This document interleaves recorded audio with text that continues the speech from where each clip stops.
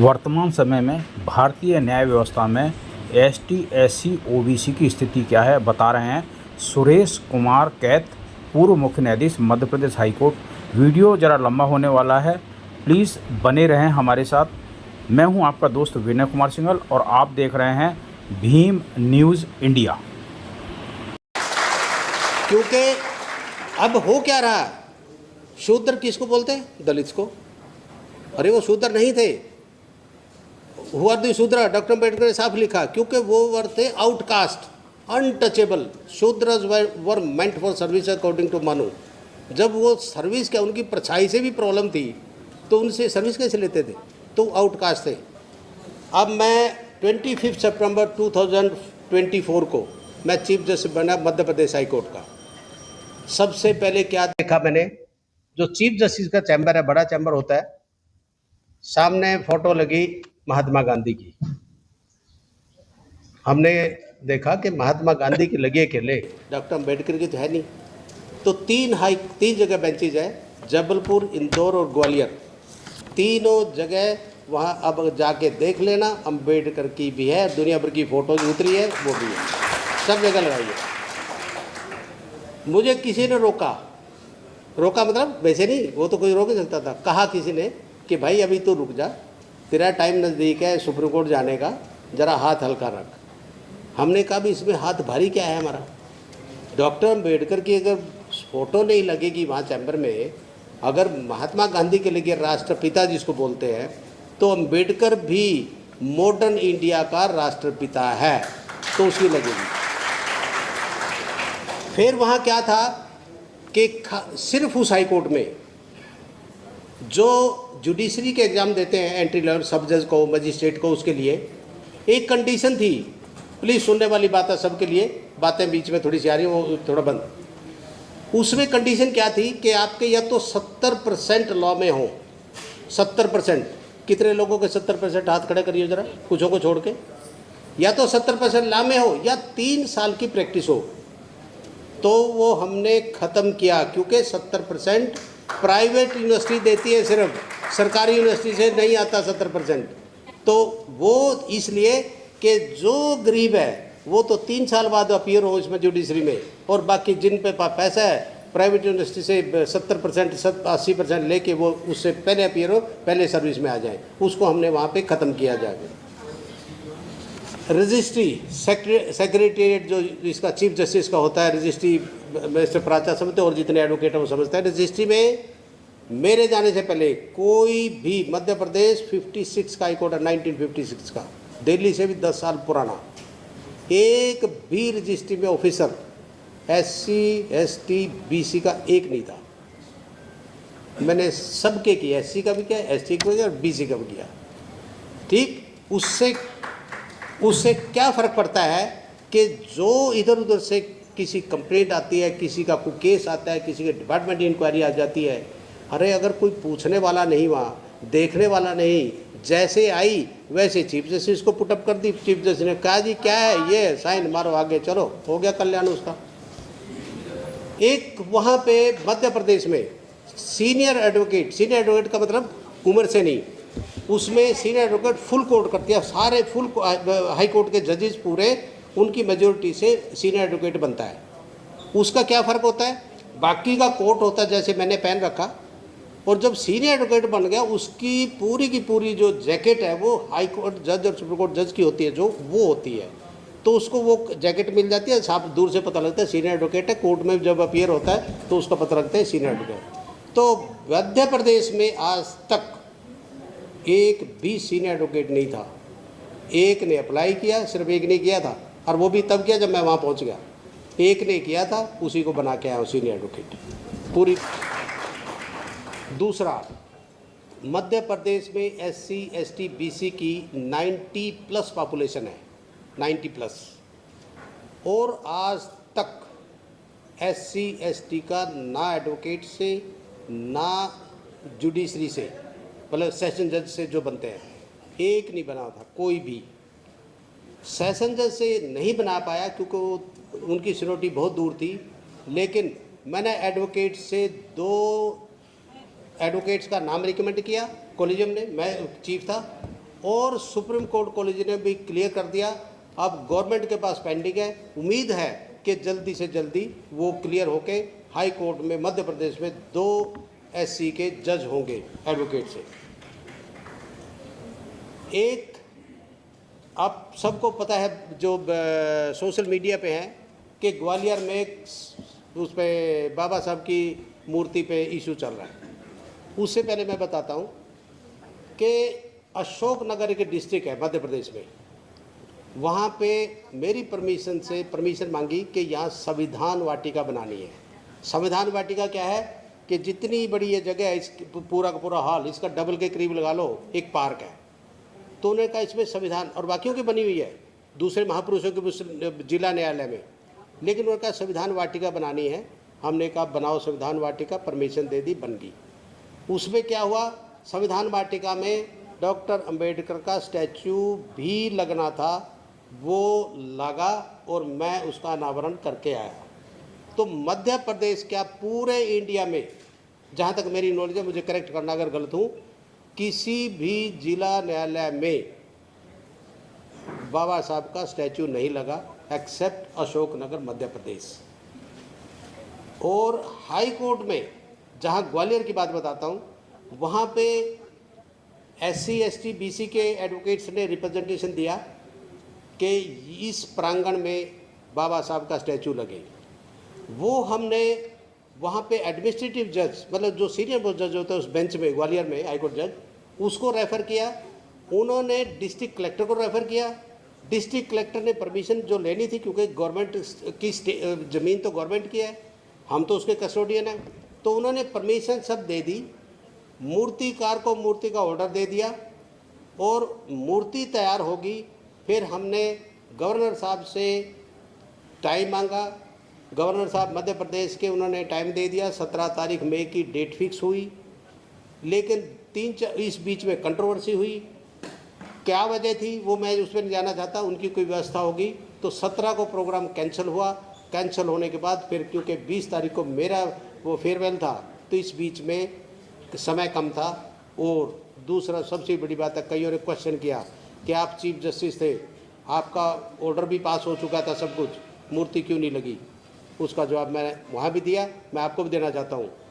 बाबा साहब की एक मूर्ति से उसका स्ट्रेचर कम नहीं होगा और एक लगने से बढ़ेगा नहीं। मैं मूर्ति को जो लगाना चाहता था, एक उत्सव की तरह लगाना चाहता था, जैसे सुप्रीम कोर्ट में लगा।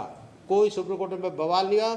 मैडम प्रेसिडेंट मुर्मू जी वहाँ पे आई, चीफ जस्टिस ऑफ इंडिया वहाँ प्रेजेंट थे, तो इसी तरीके से लगने का वो था। और अभी भी मैं ये बता रहा हूँ आपको कि वहाँ मूर्ति लगेगी। और वहाँ नहीं, ये जो कंट्रोवर्सी चली, मैंने एक फंक्शन में बोला भी है भोपाल में, अभी रिटायरमेंट के बाद मैंने बोला जो अपोज कर रहे थे मूर्ति का, उनका धन्यवाद करो, एक पार्टी करो, फंक्शन करो उनका। क्यों करो? क्योंकि जब बवाल मचा पूरे देश में, तो कर्नाटका हाई कोर्ट ने, फुल कोर्ट ने रेजुलेशन पास किया कि बाबा साहब की फ़ोटो हर डिस्ट्रिक्ट कोर्ट के हाल में, हर कोर्ट में और हाई कोर्ट के हर हाल में बाबा साहब की मूर्ति लगेगी। तो वो जो फ़ोटो लगेगी, और वो फ़ोटो का रेजुलेशन पास हो चुका है। तो अब उनको इसलिए धन्यवाद है। अगर वो ये कंट्रोवर्सी ना करते एक मूर्ति पे, तो इनको भी इतनी मूर्तियां दिखाई देंगी कि सपना में बाबा साहब देंगे। क्योंकि जुडिशरी के बारे में वही जान सकता है जो इससे गुजर के आया हो या गुजरा है। ज़्यादातर लोगों को अंदर की बात नहीं पता, उनको सिर्फ कोर्ट के फैसले और कोर्ट की जो अदालत की जो कार्रवाई उस तक पता है। आप सबको पता है, क्योंकि कहीं ना कहीं सबने भुगता ही है। सबसे पहले जो मुझे कांटेक्ट किया, मैं यहाँ पे हूँ, विजय चौधरी जो मेंबर SC ST कमीशन के फॉर्मर मेंबर, और इस पूरी टीम, क्योंकि जो भी फंक्शन आप करते हैं, छोटा सा फंक्शन करते हैं, उसमें सब दम लग जाता है। और इतना बड़ा फंक्शन का इतने लोगों को बुलाना, मैं आपको सैल्यूट करता हूँ। धन्यवाद, साधुवाद आपका। एक हमारे बीच में अभी बोल के भी गए, दामू सुरेश, मेरे नाम से ही है हूँ। दामू सुरेश जो है, मैं क्यों इनका नाम मेंशन किया है, जुडिशरी को अगर समझा है जुडिशरी की प्रॉब्लम, ये जज नहीं है, इनके खानदान में जज नहीं है कोई, और ब्यूरोक्रेट है आईएएस ऑफिसर हरियाणा कैडर के, पर ये है बेसिकली आंध्र प्रदेश के। आज से नहीं, मैं कम से कम 10-12 साल से देख रहा हूँ national judicial commission, national judicial service ये होना चाहिए, क्योंकि उसमें जो आज किसी को तकलीफ है इस बात की कि कुछ ही लोगों की फैमिली से हाई कोर्ट और सुप्रीम कोर्ट के जज बनते हैं, उससे वो चीज़ ये ख़त्म हो जाएगी। जैसे यूपीएससी में एग्ज़ाम होता है, एग्ज़ाम दो, ना कोई ये रहे कि मेरिट नहीं है, ना कोई ये रहे कि इसका भाई भतीजावाद है। तो ये आज से नहीं, हमारे बीच में ये जो मीडिया के जो लोग हैं ये योद्धा हैं, सोशल मीडिया वाले, इनको भी सलूट करो, सहयोग करो और इनका आदर करो। मैं देख रहा हूँ यहाँ शंभू जी, डॉक्टर रतन लाल जी, बाकी की शक्ल में ज़्यादा जानता नहीं, सबको थोड़ा बहुत देखा, नाम से नहीं जानता। ये इतने बड़े बड़े पंगे लेते हैं समाज में जाके, सबके आगे माइक मुंह में लगा के, ऐसा लगता कि ये झगड़ा होकर ये पिटेगा। मगर इतना बड़ा रिस्क, और शायद इन्होंने इतना बड़ा रिस्क इसलिए लिया, इनको याद है डॉक्टर अम्बेडकर की वो लाइनें कि अगर मेरे बीच में मेरा इंटरेस्ट और नेशन का इंटरेस्ट अगर दोनों का होगा, क्लैश करेगा, तो मैं अपना इंटरेस्ट छोड़ दूंगा, लेकिन अगर मेरे समाज का क्लैश करेगा तो मैं कंप्रोमाइज़ नहीं करूंगा। शायद ये उन्हीं की सीख से ये कर रहे हैं। मैं आपको इस जुडिशरी के बारे में ये बताना चाहता हूँ कि यहाँ रिप्रेजेंटेशन नहीं है, और मैं कुछ फिगर्स बताऊँगा आपको, वैसे नहीं। मैं 2004 में सेंट्रल गवर्नमेंट का स्टैंडिंग काउंसिल बना दिल्ली हाई कोर्ट में, और स्टैंडिंग काउंसिल क्या होता है, सबसे बड़ा लॉ ऑफिसर अटॉर्नी जनरल, फिर सॉलिसिटर जनरल, फिर एडिशनल सॉलिसिटर जनरल, और दिल्ली में जो स्टैंडिंग काउंसिल का मतलब 4th लॉ ऑफिसर। और सुरेश जी, दामू सुरेश जी को मैं तब से जानता हूँ जब हम स्टैंडिंग काउंसिल थे और इनके डिपार्टमेंट के ये डायरेक्टर स्टेट थे, तो उस टाइम इनके डिपार्टमेंट के केस है, तब से हम एक दूसरे को जानते हैं। और जब ये ब्रीफ करने आते थे, कोई प्रॉब्लम होती थी, but he is a very outstanding officer and very bold I ever seen in my life. तो स्टैंडिंग काउंसिल का जो मैं बता रहा हूँ, मैं जब 2004 में क्यों मेंशन किया मैंने, मैं पहला SC ST OBC से कोई स्टैंडिंग काउंसिल नहीं बना था दिल्ली हाई कोर्ट में, मैं सबसे पहला बना। इस ऐसा नहीं है कि उससे पहले वकील नहीं थे, लेकिन नहीं बना कोई, आप समझ सकते हैं क्यों नहीं बना। 2008 में मैं जज बना दिल्ली हाई कोर्ट का, 5 सितंबर टीचर्स डे के दिन, वो भी मैं SC ST OBC से पहला था, और आज भी SC ST से कोई नहीं। 75-78 साल उसको हो गए आज़ादी को। हाई कोर्ट हमारा दिल्ली हाई कोर्ट 1966 का हाई कोर्ट है, और आज तक इनको हमारे वकील नहीं मिलते। क्यों नहीं मिलते? क्योंकि हमारे जब जज नहीं हुए तो कॉलेजियम में भी नहीं पहुँचे, जब कॉलेजियम में नहीं होंगे तो फिर सेलेक्ट कहाँ से करेंगे आपको, क्योंकि वो अपने करेंगे, आपको थोड़ी करेंगे। तो ये जो चल रहा है, इसके ऊपर आप आज उठाई है आपने, पहले से उठ रही है, और आज ये कॉलेजियम का जो सिस्टम पे जो आपने डिस्कशन किया, ये बहुत अच्छी और बहुत बड़ी पहल है। ये मैं 2010-11 में जज था, जब नेशनल जुडिशल एकेडमी हमारी जो जजेस की है वो है भोपाल में, हम वहाँ गए। टॉपिक क्या था? टॉपिक था कि ये SC ST एट्रोसिटीज़ एक्ट, इसका मिसयूज़ है या नहीं, ये टॉपिक था। उसमें जस्टिस जो मोहन गोपाल डायरेक्टर थे जुडिशल एकेडमी के, अब सीनियर एडवोकेट है वो, प्रोफेसर मोहन गोपाल, उन्होंने जस्टिस के रामास्वामी जी, वो भी आंध्रा के थे, सुप्रीम कोर्ट के जज रिटायर हुए हैं, उनको बुलाना था, लेकिन वो कहीं उनकी व्यस्तता थी, तो उन्होंने मुझे फ़ोन किया। छुट्टियों के दिन थे और हम दीव में थे, दीव के बाद दमन जाना था। तो मोहन गोपाल जी का मेरे पास फ़ोन आता है कि सर टॉपिक ऐसा है, हम उनको बुलाना चाहते थे लेकिन वो नहीं है, अब आपका आना ज़रूरी है। तो मैं फिर छुट्टी, वो दमन के बाद, दीव के बाद दमन कैंसिल और सीधा भोपाल। क्या था वहाँ पे? 45 डिस्ट्रिक्ट जजेस थे जो SC ST एट्रोसिटीज़ के केसेस करते हैं। आप बिलीव करेंगे, मैंने सीधा सा कहा कि आप ये बताइए सीधा सा, ये मत सोचिए कि मैं ये हाई कोर्ट जज हूँ और आप डिस्ट्रिक्ट कोर्ट के जज हैं। क्या आप समझते हैं कि इसका मिसयूज़ है? 40 लोगों ने पता है क्या कहा कि मिसयूज़, 5 ने कहा नहीं। तो क्यों कहा? मैंने जब पहले से पूछा, मैं सारी नहीं बताऊंगा, मैंने एक एक को टाइम दिया कि 2-2 मिनट दो और अपने एक्सपीरियंस से बताइए। सबसे पहले ने क्या कहा कि सर मेरे पास एक केस आया कि एक टीचर का और डायरेक्टर एजुकेशन के खिलाफ मोलेस्टेशन और कास्ट अब्यूज़ का एलिगेशन है। सर हो नहीं सकते, क्योंकि ये अनपढ़ आदमी कर सकता है, पढ़ा लिखा आदमी नहीं कर सकता। तो मैंने उनको एक ही उदाहरण दूंगा आपको भी, जो वहाँ दिया है ऑन रिकॉर्ड है, कोई इधर उधर की बात नहीं। उनको मैंने कहा कि आप नोट कर लो facts and figure. 1973 batch IRS custom centre की सर्विस पहले होती थी, आजकल GST कस्टम्स है। मेरे ब्रदर उसी बैच से थे। 73 बैच के एक उदय नारायण इटावा में से, एटा या इटावा दोनों में से एक वहाँ के थे। वो बड़ौदा पोस्टिंग थी उनकी। उन्होंने एक फ़ाइल पुटअप करी अपने कलेक्टर को, तब कलेक्टर और असिस्टेंट कलेक्टर बोलते थे, तो कमिश्नर, अब कमिश्नर हो गए। तो उन्होंने फाइल पे देख के कहा कि सुनो ये नोटिंग गलत है, इसको चेंज करके लेके आओ। उन्होंने कहा साहब मैंने अपनी जो नोटिंग देनी थी, मैंने अपनी ओपिनियन लेनी थी, मैंने ली, आपको जो करना आप सीनियर ऑफिसर बदल सकते हैं। उसने कहा नहीं तुम्हारा काम मैं करूँगा कोई। उन्होंने कहा मैं अपना काम किया, आप अपना काम कीजिए। उसने एक बात कही, तो कि भर्ती किसने किया? कहते उसी ने जिसको आपने किया है। एक शब्द और बोला उसने, तुम्हारे हाथ में झाड़ू ही ठीक था। उस ऑफिसर ने क्या किया? जूता निकाला और उस ऑफिसर के 2 टिकाए। ठीक, तो मैंने कहा ये क्वेश्चन ये नहीं है कि अनपढ़ करता है वो करता है, जिसके दिमाग में बैगेज में ये है ना जो कास्टिज्म का, वो कोई भी कर सकता है, पढ़ा लिखा अनपढ़ की कोई बात नहीं। एक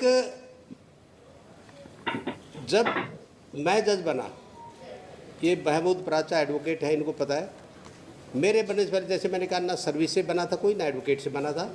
और सर्विस से मेरे से पहले कम से कम 2 जजेज, एक SC एक ST सीनियर मोस्ट थे, नंबर 1 नंबर 2, 3-4 बार सुपरसीड हो चुके थे।